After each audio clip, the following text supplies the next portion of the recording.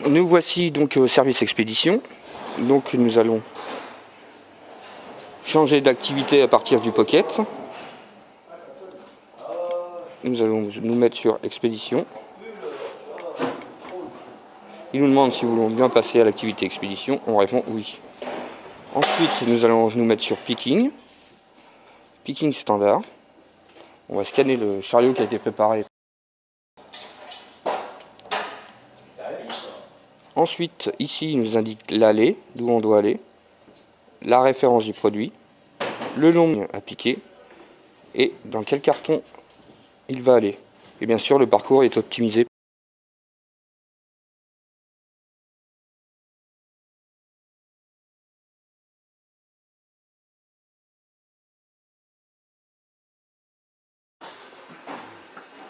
Donc nous sommes bien à la A20F05, nous cherchons le produit 40933 avec une quantité de 1.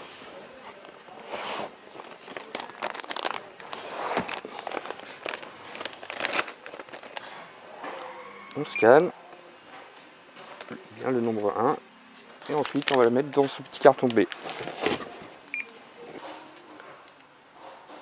Donc nous sommes arrivés à la A70 E05 et nous voulons le produit 805 597 avec une quantité de 1.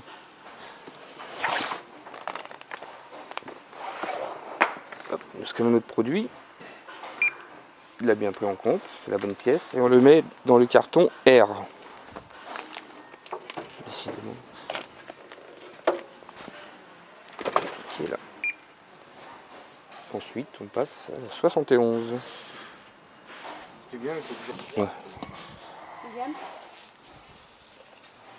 Nous sommes arrivés à la A71 H01 et nous cherchons le produit donc qui se trouve ici.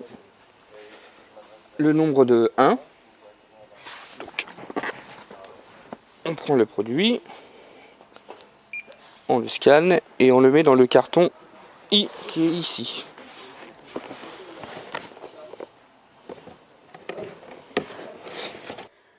En général, la quantité à préparer est souvent supérieure à 1. Dans ce cas, vous devez scanner chacun des produits. Le Pocket compte le nombre de pièces. Attention, vous devez impérativement scanner chacun des produits pour vérifier que c'est la bonne référence. Le Pocket vous demande ensuite de scanner le code barre du colis pour finaliser le picking. Quand la quantité est supérieure à 10, il peut être fastidieux de scanner chacun des produits. Dans ce cas, vous devez scanner un produit, puis en cliquant sur le bouton Forçage, le Pocket vous permettra de saisir la quantité totale préparée. Tapez ensuite sur Entrée pour valider la quantité prélevée. Le Pocket vous demande ensuite de scanner le code barre du colis pour finaliser le picking. Si le produit est indisponible, vous pouvez saisir 0 dans le champ EAN. Le Pocket vous demande ensuite de scanner le code barre du colis pour finaliser la saisie de manquants. Si vous constatez des manquants et que la quantité préparée est inférieure à la quantité demandée, vous scannez chacune des pièces. Ensuite, vous devez cliquer sur le bouton Forçage pour confirmer la quantité totale livrée. Le Pocket vous demande ensuite de scanner le code barre du colis pour finaliser la saisie de manquants. À l'affichage d'un picking, si la quantité dans l'emplacement par défaut est inférieure à la quantité à prélever, le Pocket affiche un message. Vous devez alors changer d'emplacement quand c'est possible, comme ceci. Activez l'onglet Spécial. Sélectionnez l'emplacement où la quantité sera suffisante. Cliquez sur le bouton Sélection emplacement. Revenez dans l'onglet Picking où l'emplacement aura été modifié. Cette méthode permet également de compléter un prélèvement lorsque la quantité est insuffisante à l'emplacement par défaut. Nous conseillons fortement de faire un picking complet sur l'emplacement secondaire si c'est possible, ce qui pourrait permettre au préparateur suivant de rencontrer une quantité suffisante à l'emplacement par défaut.